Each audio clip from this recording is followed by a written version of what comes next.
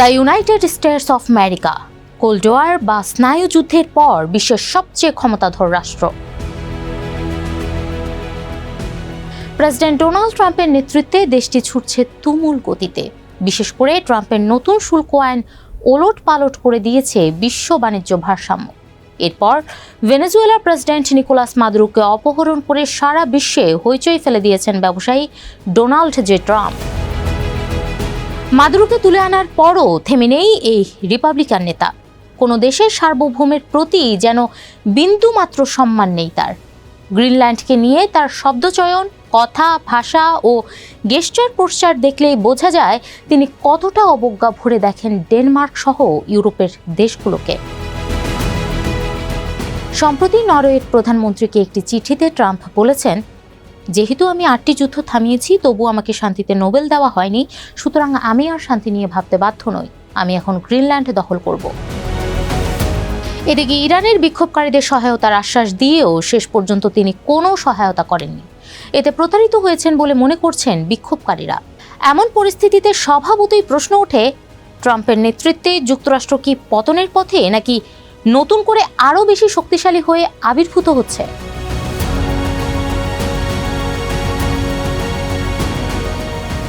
উনিশশো সালে ইতিহাসবিদ পল কেনেডি তার আলোচিত গ্রন্থ the rise and fall of the great পাওয়ার্সে লিখেছিলেন, যখন কোনো রাষ্ট্র সামরিক শক্তি ও বৈশ্বিক দায়িত্ব নিজের সম্পদের চেয়ে বাড়িয়ে ফেলে তখনই ওই রাষ্ট্রের পতন শুরু হয়।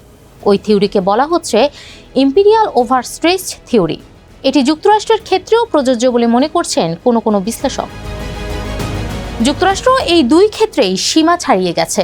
2025 সালের মধ্যে যুক্তরাষ্ট্রের জাতীয় ঋণ দাঁড়িয়েছে প্রায় $37 ট্রিলিয়ন, যা দেশটির মোট উৎপাদনের প্রায় সমান। একই সঙ্গে বিশ্বজুড়ে 800রও বেশি সামরিক ঘাঁটি রয়েছে এই দেশটির, যা ধরে রাখা বিশাল অর্থনৈতিক চাপ।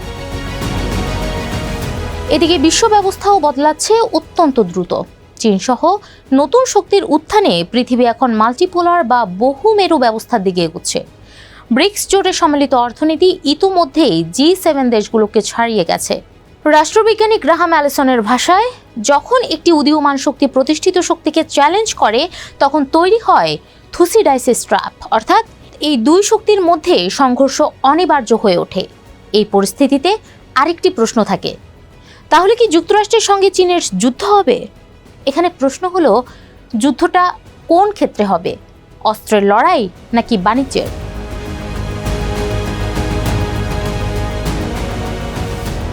সব সংকটের মধ্যেও যুক্তরাষ্ট্র আজও বিশ্বের সবচেয়ে বড় উদ্ভাবনী শক্তি। কৃত্রিম বুদ্ধিমত্তা, সেমিকন্ডাক্টর, মহাকাশ ও সামরিক প্রযুক্তিতে দেশটির নেতৃত্ব দিচ্ছে।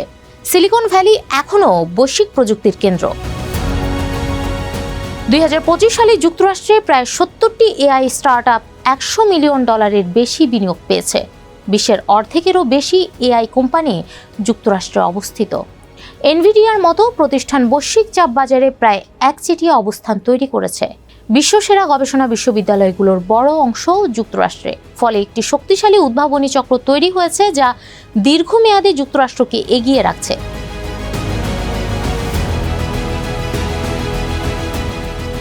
বিশ্লেষকদের মতে, যুক্তরাষ্ট্র না পুরোপুরি পতনের পথে, না আগের মতো একক আধিপত্যশীল শক্তি, বরং দেশটি এক ধরনের অসম পতনের মধ্য দিয়ে যাচ্ছে। অর্থাৎ সামরিক ও অর্থনৈতিক প্রভাব তুলনামূলকভাবে কমছে, কিন্তু প্রযুক্তি ও উদ্ভাবনী ক্ষমতা বাড়ছে।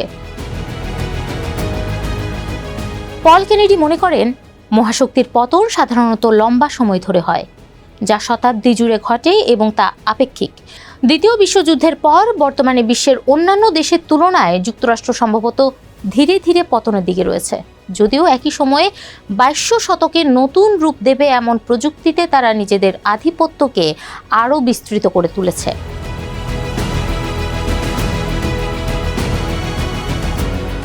2075 সালে যুক্তরাষ্ট্র হয়তো আর একক সুপার পাওয়ার থাকবে না। ডলারের প্রভাব কমতে পারে, নতুন শক্তি বৈশ্বিক রাজনীতিতে বড় ভূমিকা রাখবে। তবে যুক্তরাষ্ট্র প্রযুক্তি, সংস্কৃতি ও উদ্ভাবনের মাধ্যমে এমন প্রভাব বিস্তার করবে যা সরাসরি সামরিক শক্তির চেয়েও কার্যকর হতে পারে। যুক্তরাষ্ট্র পতনের চেয়ে বেশি যাচ্ছে রূপান্তরের পথে। শক্তির সংজ্ঞাই বদলে যাচ্ছে। আগের মতো ভূখণ্ড, কারখানা বা সেনাবাহিনীর ওপর নয়, বরং প্রযুক্তি, জ্ঞান ও উদ্ভাবনের ওপর ভর করেই ভবিষ্যতের বিশ্ব ব্যবস্থায় যুক্তরাষ্ট্র নিজের অবস্থান ধরে রাখতে চাইছে।